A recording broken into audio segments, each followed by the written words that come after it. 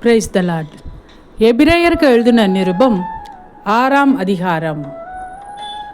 ஆகையால் கிறிஸ்துவை பற்றி சொல்லிய மூல உபதேச வசனங்களை நாம் விட்டு செத்த கிரியைகளுக்கு நீங்களாகும் மனந்திரும்புதல், தேவன் பேரில் வைக்கும் விசுவாசம், ஸ்நானங்களுக்கு அடுத்த உபதேசம், கைகளை வைக்குதல், மரித்தோரின் உயிர்த்தெழுதல், நித்திய நியாய தீர்ப்பு என்பவைகளாகிய அஸ்திபாரத்தை மறுபடியும் போடாமல் பூரணராகும்படி கடந்து போவோமாக. தேவனுக்கு சித்தமானால் இப்படியே செய்வோம்.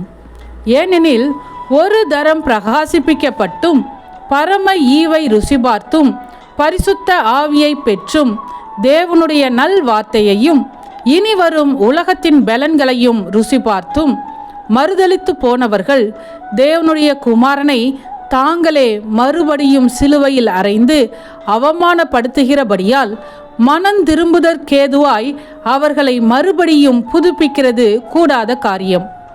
எப்படியெனில் தன்மேல் அடிக்கடி பெய்கிற மழையை குடித்து தன்னிடத்தில் பயிரிடுகிறவர்களுக்கேற்ற பயிரை முளைப்பிக்கும் நிலமானது தேவனால் ஆசீர்வாதம் பெறும்.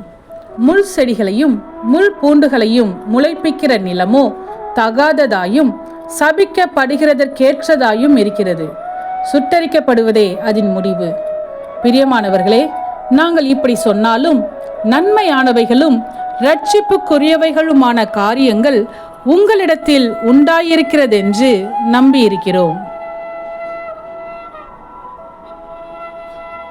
ஏனென்றால் உங்கள் கிரியையையும் நீங்கள் பரிசுத்தவான்களுக்கு ஊழியம் செய்ததினாலும் செய்து வருகிறதினாலும் தமது நாமத்திற்காக காண்பித்த அன்புள்ள பிரயாசத்தையும் மறந்து விடுகிறதற்கு தேவன் அநீதியுள்ளவர் அல்லவே. நீங்கள் அசதியாயிராமல் வாக்குத்தத்தமான ஆசீர்வாதங்களை விசுவாசத்தினாலும் நீடிய பொறுமையினாலும் சுதந்திரித்து கொள்ளுகிறவர்களை பின்பற்றுகிறவர்களாய் இருந்து உங்களுக்கு நம்பிக்கையின் பூரண நிச்சயம் உண்டாகும்படி நீங்கள் யாவரும் முடிவு பரியந்தம் அப்படியே ஜாக்கிரதையை காண்பிக்க வேண்டுமென்று ஆசையாயிருக்கிறோம். ஆபிரகாமுக்கு தேவன் வாக்குத்தத்தம் பண்ணின போது ஆணையிடும்படி தம்மிலும் பெரியவர் ஒருவரும் இல்லாதபடியினாலே தமது பேரிலே தானே ஆணையிட்டு, நிச்சயமாக நான் உன்னை ஆசீர்வதிக்கவே ஆசீர்வதித்து உன்னை பெருகவே பெருக பண்ணுவேன் என்றார். அந்தபடியே அவன் பொறுமையாய் காத்திருந்து வாக்குத்தத்தம் பண்ணப்பட்டதை பெற்றான். மனுஷர் தங்களிலும் பெரியவர் பேரில் ஆணையிடுவார்கள்.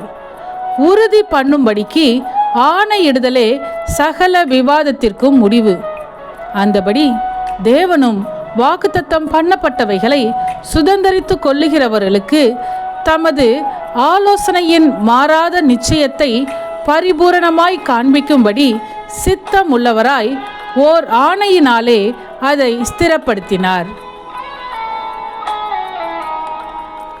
நமக்கு முன் வைக்கப்பட்ட நம்பிக்கையை பற்றி கொள்ளும்படி அடைக்கலமாய் ஓடி வந்த நமக்கு 2 மாறாத விசேஷங்களினால் நிறைந்த ஆறுதல் உண்டாகும்படிக்கு எவ்வளவேனும் பொய்யுரையாத தேவன் அப்படி செய்தார். அந்த நம்பிக்கை நமக்கு நிலையும் உறுதியும் திரைக்குள்ளாக போகிறதுமான ஆத்தும நங்கூரமாய் இருக்கிறது. நமக்கு முன்னோடினவராகிய இயேசு மெல்கிசதேக்கின் முறைமையின்படி நித்திய பிரதான ஆசாரியராய் நமக்காக அந்த திரைக்குள் பிரவேசித்திருக்கிறார். ஆமேன். சத்தியத்தையும் அறிவீர்கள், சத்தியம் உங்களை விடுதலையாக்கும். இந்த வசனத்தின்படி அநேகர் சத்தியத்தை அறிந்து விடுதலையாக்கப்பட இந்த சேனலை லைக் செய்யுங்கள், அநேகருக்கு ஷேர் பண்ணுங்கள். ஜீவ வார்த்தையை தினமும் கேட்க சப்ஸ்கிரைப் செய்யுங்கள்.